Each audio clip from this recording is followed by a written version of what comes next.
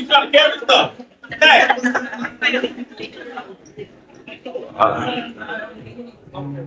How is everyone doing? Good, good. Hopefully I have the pleasure of meeting some of you guys. I'm right outside this door. I have a very small team. But I wanted to do just a very quick talk to kind of show you. How many of you guys know what a trichologist is? Scientific study of hair, scalp, and skin. All right. So he had asked me how I'm a trichologist. trichology is something that is starting to become a little bit more open, especially for our minority communities. A lot of us don't even know we exist. So I tell people not only am I a trichologist, actually tomorrow I'll be sitting for my international exam to become an international certified trichologist. Beautiful. But so I'm going to have you guys do a little bit of anticipation with me. I want all of you guys to close your eyes. We're going to do a little visualization and tell a little story to you. I want you to picture that you're standing in a room full of people. You don't know any of these people, but everyone just looks important. Everybody's wearing gowns. Everybody's just looking like they need something. Someone makes an announcement that all of you are important in this room, but this room is going to deconstruct in 5 minutes, and not everybody can be saved. You try not to panic, but you start realizing that everybody in front of you may be a little bit more important than you are. You see somebody, he's wearing a shirt and it says heart on it. He starts dancing around, he's jumping, he's making a nice beat, and they run over to him and say, yeah, you need a ticket, you're saved. Then you see somebody else, and he's wearing a shirt and it says kidney. The kidneys are starting to flush and blurry and move all around. And they run over to him next. You get a ticket, you're saved. So you start kind of panicking because you start saying, well, I'm important, but I don't know exactly if I'm going to get saved or not. So what's the next thing you're going to do? Are you going to scream? Do you jump around? Do you do something that is just like everybody else? I'm having you guys represent the hair.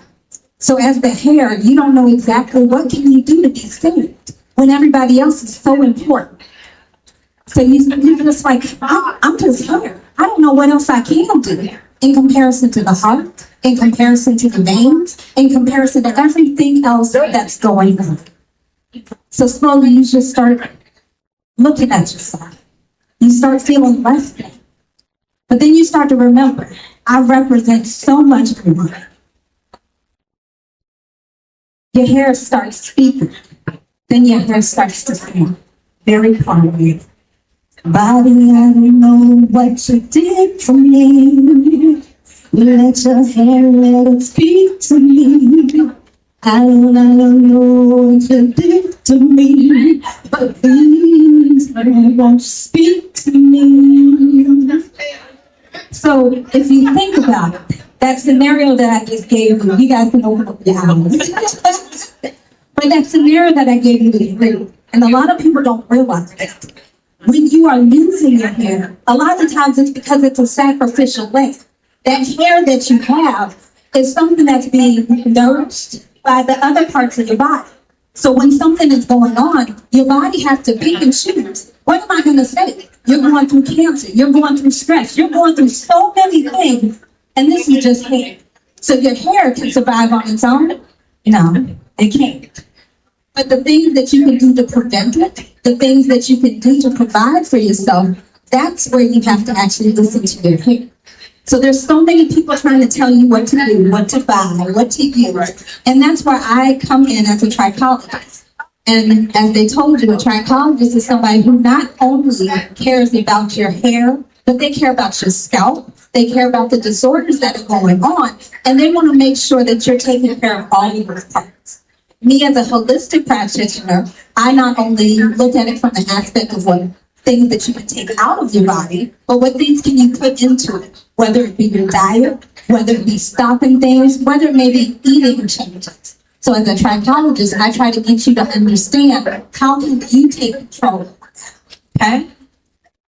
So far, you guys still with me? All right. So very briefly, I just wanted to let you guys know I am a 20-year cosmetologist. That's my background. I've always specialized in natural hair. prior to it even being the trend that it is right now. I like to people to understand that the hair that's growing out of your scalp, that's no accident. So I try to help you to appreciate what you have and enhance it a little bit more. I'm also a licensed esthetician, so I look into the skin care. Every year I challenge myself to do something more, so not only will I be working on my trichology, but I'm also going to be going back to my master's in herbology this year. And so I try to challenge people, if you find your passion, you continue to make that grow. But you find your purpose through the people that you work with.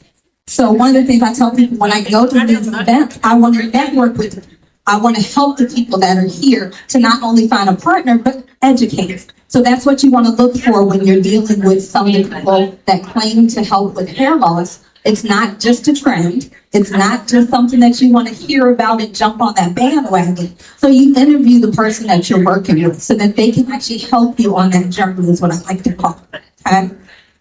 So there's examples of triggers that you can actually have with your hair. When you have triggers, what I tell people, it's just a message. It's a message that your body is giving. Have you guys ever heard of people getting spoon-shaped nails? Has anybody ever heard of that? Yeah. Spoon-shaped nails? Anybody? Okay. So if you ever look at your nails, sometimes people who get a lot of nail work done, they'll take off those acrylics and they'll notice that their hair is starting to kind of shape like a spoon. When your shape is spooning like that, it's not always necessarily something that's going on with those acrylics. Okay? Have you guys ever seen those little white dots? Sometimes you get it again. That's a sign. That's something that's going on with your iron levels. That's something that's going on with your vitamin K. So those are things that I tell you, signs that you can kind of see.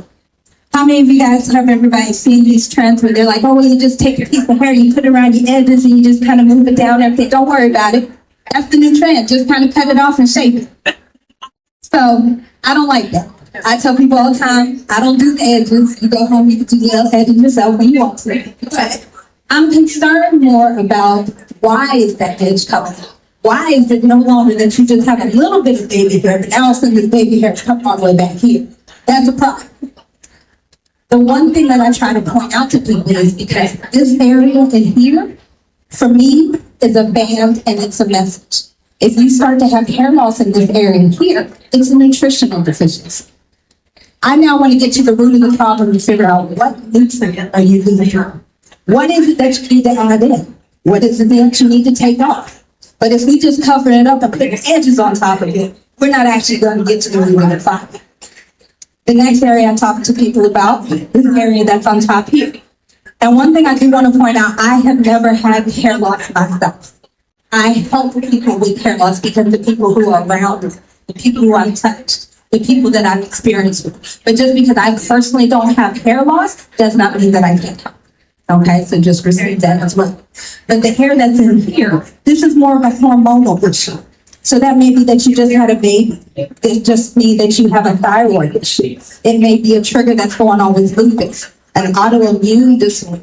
And just from those kind of things, I'm going to now partner and try to figure out what hormonal changes are going on. Then you have the next area that's going in the back here. Me as a trichologist, I know that anything that's going on back here, whether it has to do with your scalp, your hair, your skin, that is something that has to do with inflammation. So now I'm going to start talking to you about how can we get your body back to health. Is it something that we need to eat that's an antioxidant? Is it something that we need to take out that is no longer a trigger? So for me, as a trichologist, it's so much deeper than just your hair, just your style, just putting a wig on it. Because even though we throw medication on it or we stop that trigger can come back in another month if you never address it. So what I like to tell people is that you want a partner. You should have a team around you. You should have a group of people who are your cheering section. I'm going to give you guys a little joke. I have a clinical practitioner that I use as a mentor. And her big joke that she told me, if it's white, it's not right.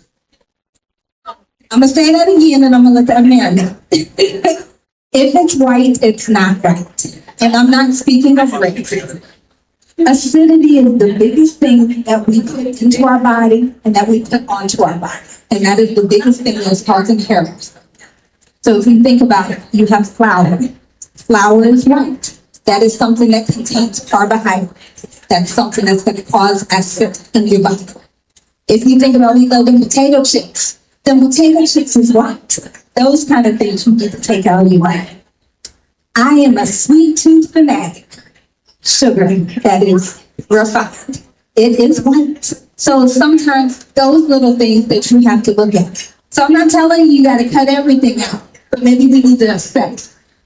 How many of you guys are actually taking supplements, vitamins, medication, things like that? If you look at a lot of those pills, what color are they? They're white. Majority of the ones that are toxic to your body. Blood pressure. I hear you. I see y'all shaking your head. Many of those things that you think about it, if you look at that color, and you probably are now going to hear my voice saying, if it's white, it's not right. So reassess some of those things that you have that you're putting in. And sometimes just taking some of that out will actually help you. So one of the things I want to challenge you guys today to do, create a team that's around you.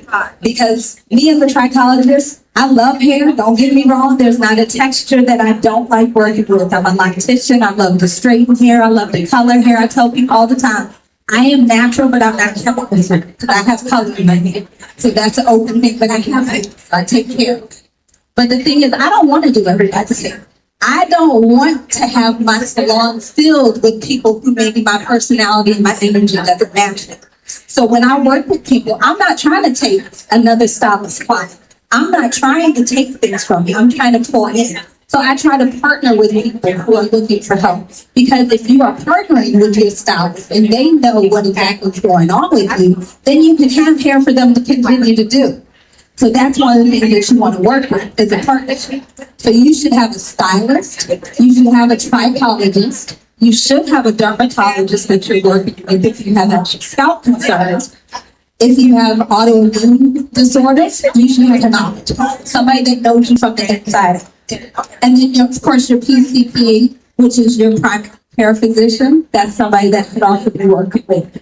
So when you're looking at your team, don't think just because you're having issues that all of a sudden you have to jump ship from the person that you love for 20-something years. If that person for 20-something years is making your hair come out even more, that's when you need to reach out for help. And as a trichologist, that's somebody who actually helps with your hair so that you can actually continue to have hair repair. Lastly, I just want to tell you guys that you can actually set up a consultation. So as a consultation, a lot of people get scared. They're like, well, if I'm coming in, you're going to have to see me as it is. And that's the truth. To be honest, I have a private suite so that I can actually look at you one-on-one. But you have to get to the root of the problem first. You have to work with somebody. Somebody has to see the problem that you're starting with. So the longer that you wait, then you can actually address those concerns. So usually what I tell people to do is set up a 1-hour consultation. And it doesn't have to be me as a trichologist. It can be with anybody. But at least to get a hand on the situation. The longer that you cover it with wigs, the longer that you just kind of put glue on top of it, the longer you just put braids, crochets, etc. Those are not the answers. I do those services for a point of the rest on the hair. And that's what I tell people. You have to have it done in the correct way so that you're continuing to increase it. But when you meet with a trichologist, they're able to give you a game plan. They're able to help you to figure out those things. Okay? I did want to see if anybody had any specific questions. I can't do a full consultation today, but as far as triggers, when I speak about the hair speaking to you, does anyone have any questions in regards to their hair? Yes, ma'am.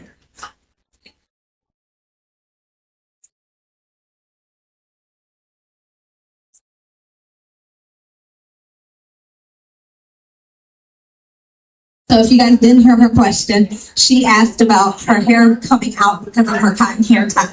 So something down around her end. So first of all, you said the bad word cotton to me. So I always hear the different materials. Definitely, I tell people silk and satin is the best thing, but I also get a lot of my clients who are on alopecia. I have them using bamboo. Bamboo material is probably one of the best ones. It wicks the sweat and doesn't rub your hair in sweat. So that's another thing for it. But when you think about alopecia and things like that, that's more of a traction thing. If it's around your hairlines, it is weakened. But Things come in 3 months, and that's another thing I tell people. When you're losing hair and you're concerned about it, think 3 months in the past. What's something that you've gone through? That's usually your trigger. Then, once you solve that trigger, it takes another 3 months before it actually will come back. So that wedding that you were prepared for, that all of a sudden your hair started coming out, it can take up to 3 months before that hair starts coming out. You just had that baby, love that baby to death, but you done took out all my hair. It may take another 3 months. So the short answer for you, if that is that spark, that's the first thing I'm gonna have to change, okay?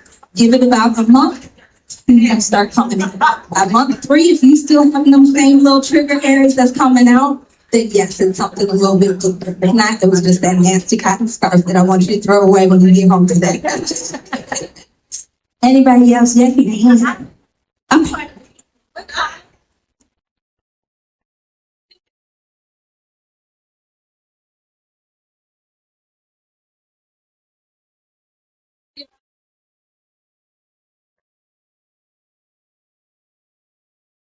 I'm gonna repeat her question. I love her. So she had 2 questions. What qualifies me as a trichologist? And then secondly, I'm assuming you're a stylist. Okay. And her second question was, as a stylist, how do you start that conversation when you're doing those styles like the crochets and braids and things like that with them? So first part, what qualifies me as a trichologist, to be honest. Okay, I'm sorry. Let me generalize that. She's more so about the trichologist title. In the state of Virginia, they have so many different programs and everything, but trichology is just certified. So you have to go through a program. There are programs that go anywhere from a weekend all the way up to what I've done is a 4-year program. So what I challenge not only stylists, but also the patrons who are going to the salons, ask the same questions. What's your credential? What school did you go to? I'm gonna put it out there. I went to the International Association of Trichology. I started 4 years ago with one of those weekend courses. And they said, here's all the technology, this is what you're gonna do. And if you're interested, you can go on to this program.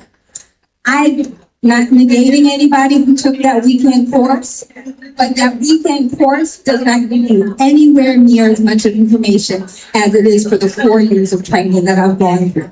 And then, like I said, sitting for it. So when people are using this term of trichology, yes, it is somebody who specializes in hair loss, but you do want to get that extra degree to go behind that certification exam.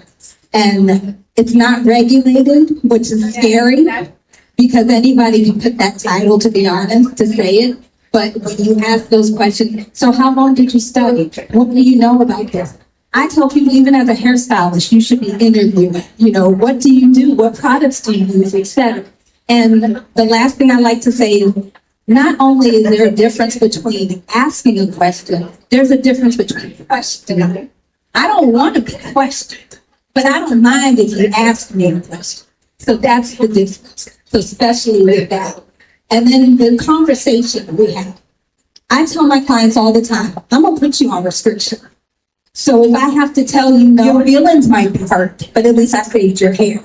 My passion and my purpose is at $150 because I could ask for it. So we nicely will have a discussion where I will say, did you notice this? Have you seen this before? We make a conversation. I call them therapy sessions. Sometimes I talk a little, they talk a little, we might be crying at the end of the time.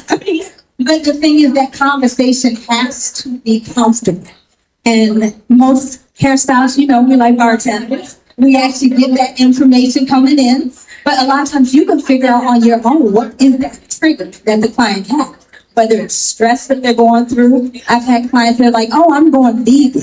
And I'm like, oh, really? You're going vegan. So tell me what you're doing this for. And we realize that sometimes that vegan life is what's causing their hair coming. That's a nutritional deficiency. They can't just jump ship and all of a sudden be healthy. So those are conversations that you have. And as a hairstylist, we're trusted. You know, we talk to our clients. We actually want them to know. But you don't want somebody walking around in those streets with your name on it. And they're like, yeah, she was doing my hair for 18 years. And now I ain't got no edges. My hair is all the way back here. I would respect my hairstylist a lot more to say, hey, I know somebody. Hey, let's have this conversation. Let's look into this. Rather than being quiet and you say, girl, I didn't want to tell you, you looking like Stevie Wonder right now. So, okay. So I think I'm bad with time, you guys, but I don't want to kind of take over anybody else. But I think I can ask another question, but you guys also keep track of the time. Yes. Hey, I love that orange.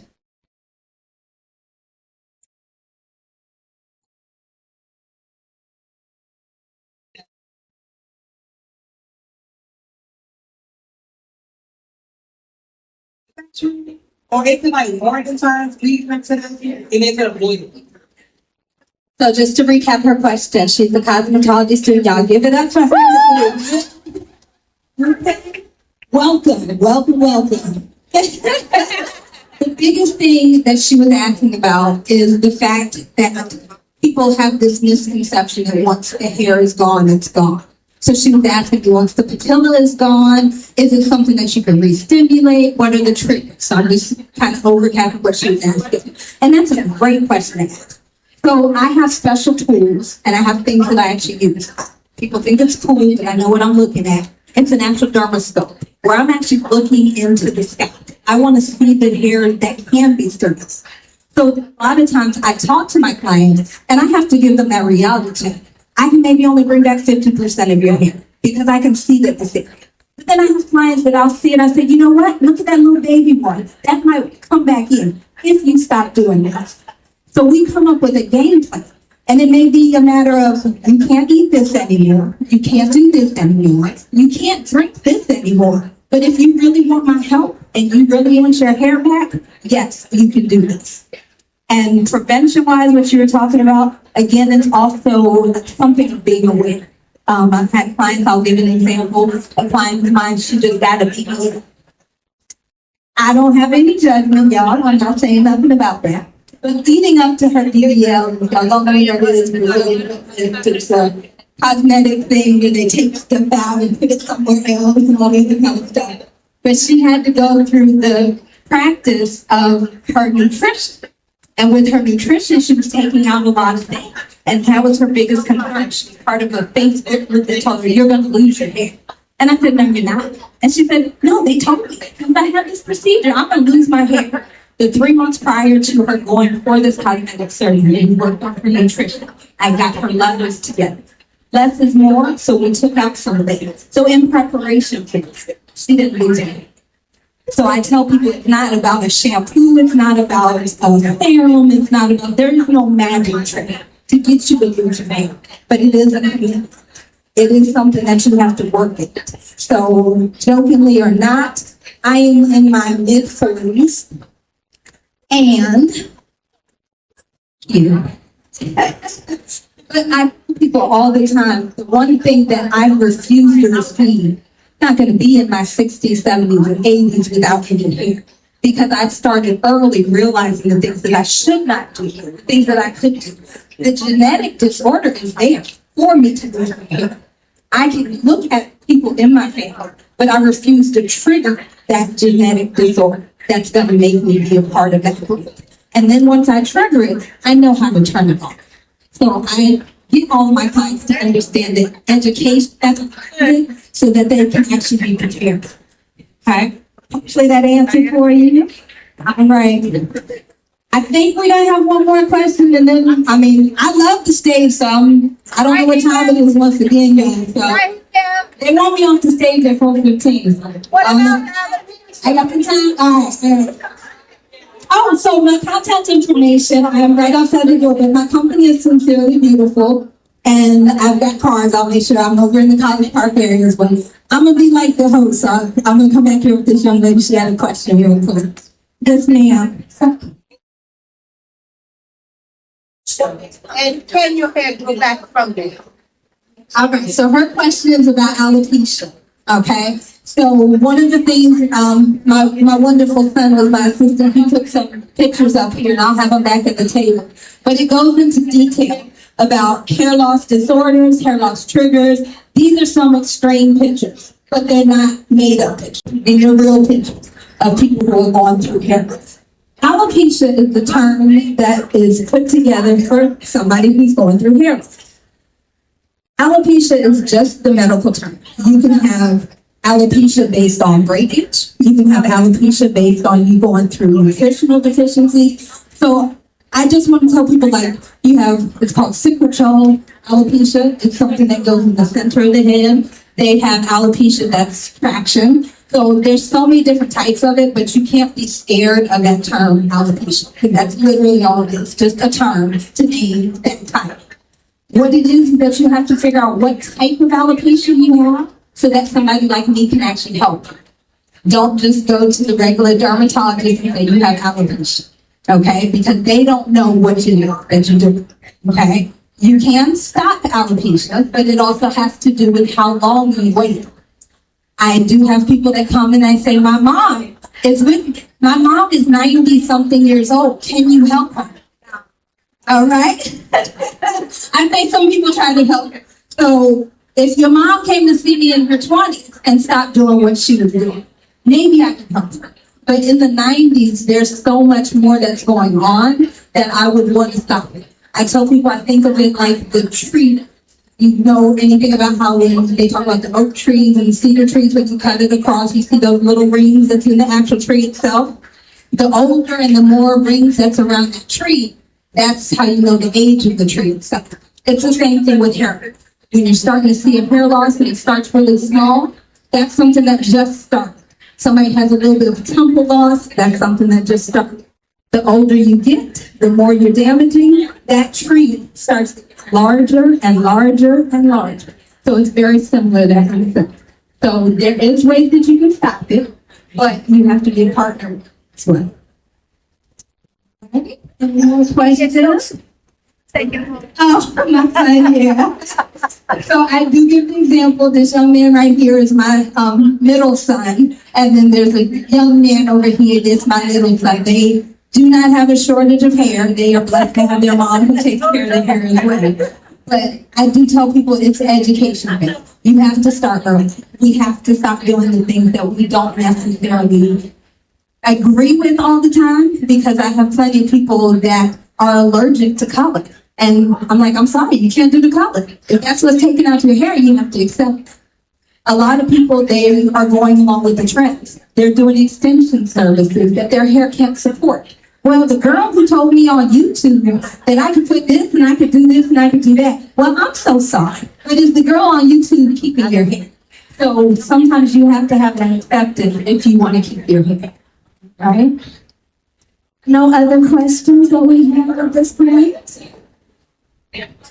I just knew I was going to be asking me question after question. I brought my stool up here and everything. Well, I'm just going to share some more information then, if you don't mind. One of the things that I like to tell people is nutrition is the biggest thing for me. And I don't eat red meat or pork. I'm not trying to put you guys on that way. But chicken is probably one of my best friends. Seafood is also one of my best friends. But I went to a presentation recently, and I do a lot of my studies overseas. Of course, I'm not going there. I haven't traveled myself, but I do the classes overseas. And one of the things they made us realize is that in the Americas, how they said it, you guys in the Americas are the most drugged people possible. And I got a little offended when they started talking. But I didn't think about how they said it. And they said, if you have clients who are losing their hair and they're big chicken and seafood eaters, they are on steroids. And I was like, I didn't think about it like that. I said, I thought I was doing good. I don't eat red meat. I don't eat pork. Cobb's my favorite place. I love beets, all that other kind of stuff. And they're like, no. The more you eat chicken and seafood, you are eating all the steroids and you're putting it. It's the same as you get on blood pressure medication. It's the same as you continue. So I tell people, of course, you can't do anything perfect, but you can lessen. So be aware of the things that you're putting into your body, because I can't help you to get your hair back if you're battling me on the other side. The other thing, I know we have recently talked about the excitement of 420. I do not celebrate 420. Again, no judgment. But one of the things people think about is because they're like, if I'm doing herbs, if I'm doing something holistic that comes from the ground, it's not this and that and the other. Any kind of smoke is taking oxygen from your body.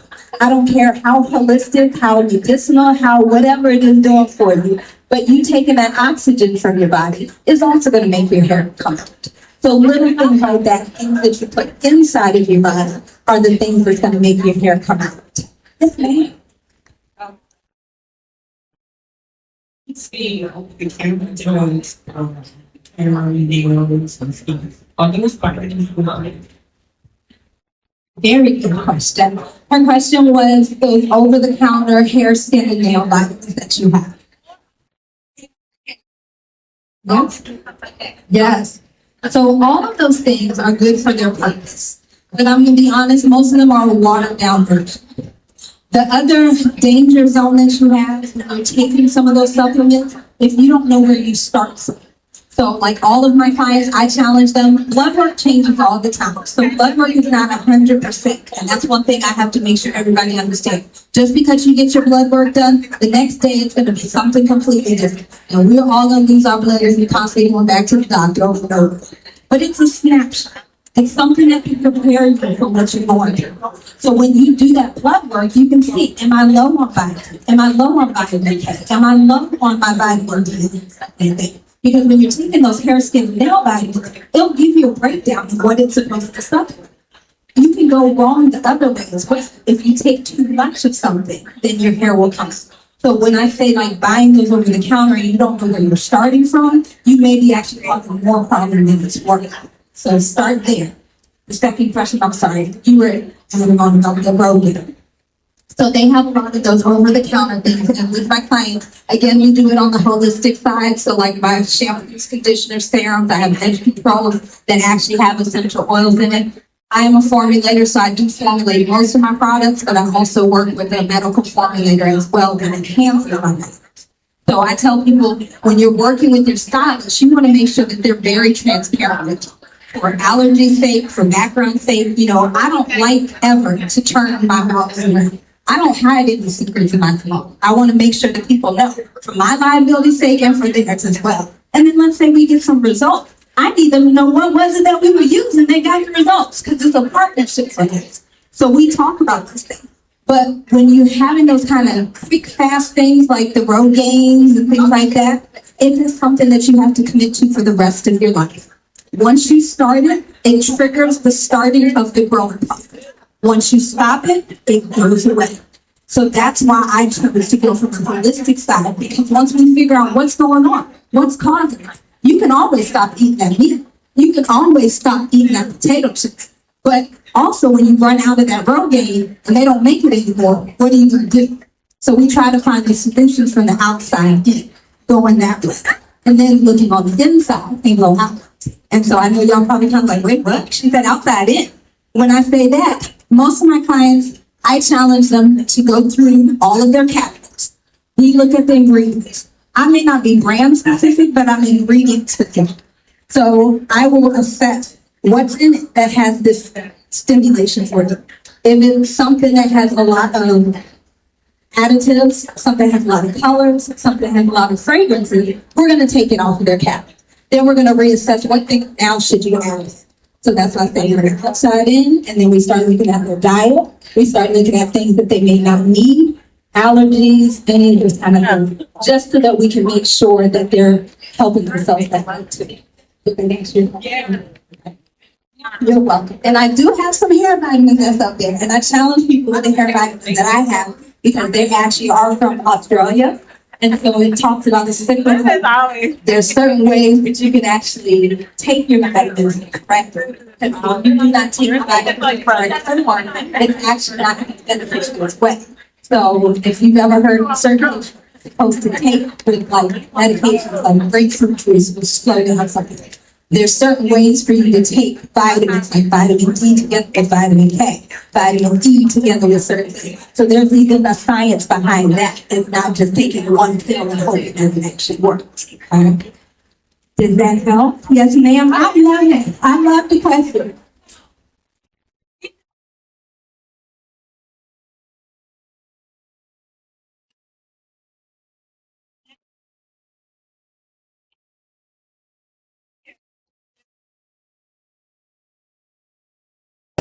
One, do you your opinion on and two, what else should we really look for? Because people are coming up with their taste and but how do we know everybody?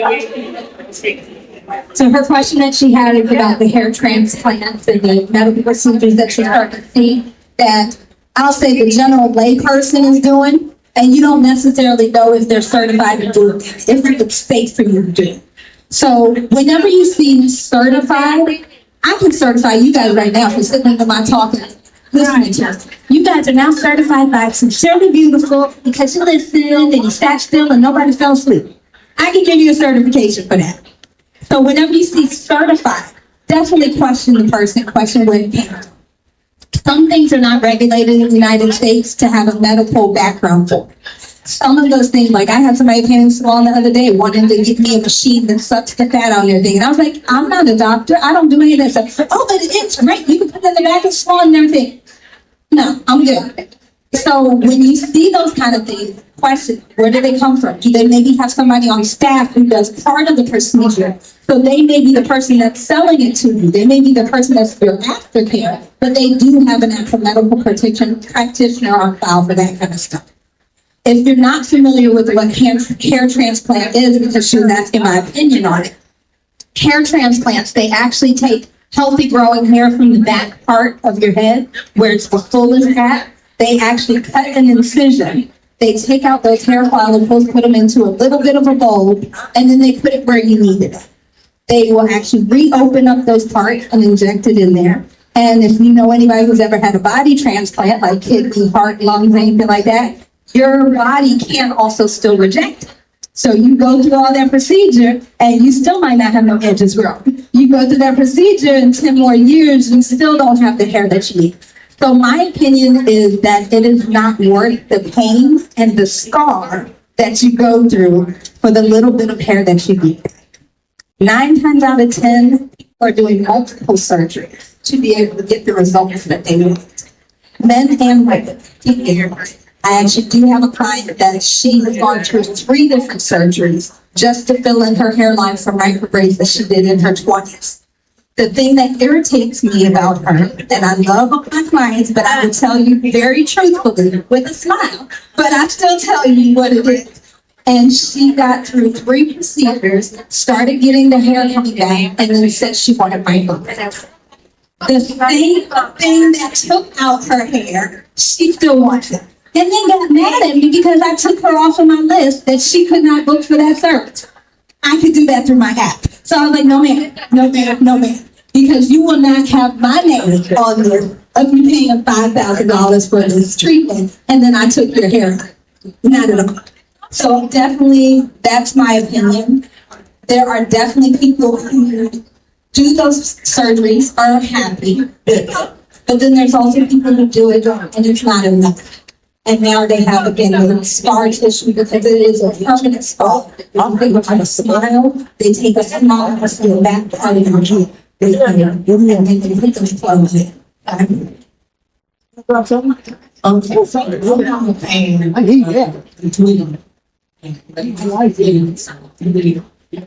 usually don't do it, but I see a lot of people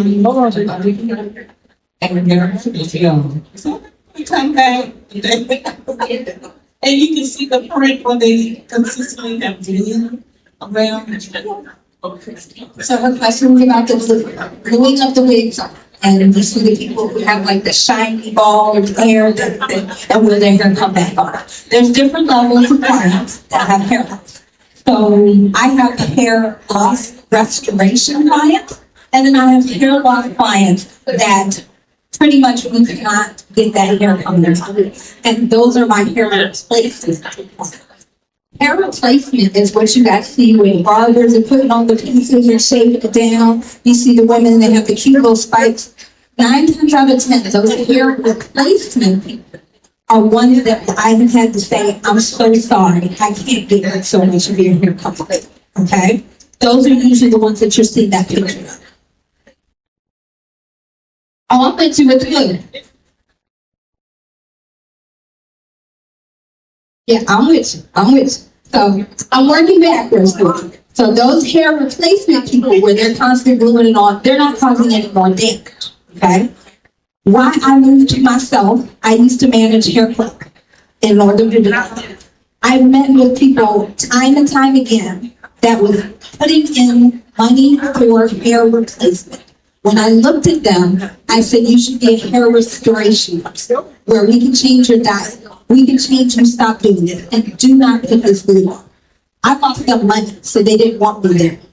Because I could talk to these people and say, hey, you should not be doing this. This glue is making your hair come back. The more you put on this lace wig, blah, blah, blah, etc. So those are the people that you're talking about, that they should not be putting this glue on. They have glueless options, they have tape options. There's a certain way for you to do it where you do not damage that hair and cause more damage to it. But the people you're seeing on YouTube, they're not doing it. There's medical grade glues, there's water-based glues, and that is a whole other rabbit hole. There's a hair school that's here, and I was talking to a couple of young ladies, and I told them hair school is just the start. You find what you're passionate about. You start to realize where you can go. So when you talk about hair loss and hair restoration, there's a whole other rabbit hole that you can go to. So there's people who are great with doing that, and they do that research to find out what type of glue should you use, what type of tape should you use to prevent you from losing further hair. Don't trust those people on YouTube who may tell you, oh, just put some Vax glue. That's a temporary solution. Half the stuff that you're seeing right now are things that the normal layperson shouldn't actually be doing on their hair. It was meant for the movies. It was meant for the superstars. It was not meant for everyday usage. It was meant for a one-time thing. When you're seeing some of these people who are using those medical grade glues, it was meant for cancer patients. It was meant for lupus patients. People who do not have any kind of results. So those are the kind of things that I tell people, like, if you're going to go down that lane, find a specialist who can actually help you to understand it. If you want to be that special, to be honest, you don't have to have a license to do it. And that's sometimes the sad part of that. Because people are doing it out of their house, people are doing it on the side street. I heard somebody say they're going to start a hairbrush city. So, those are the things that you have to question. But if they're good at what they do and they have the credentials, you interview them and we kind of find out that information. So hopefully working backwards, I can answer that question for you. Okay. Awesome. All right then. Are you coming to tell me? Okay, so any other questions before I also say yes, ma'am?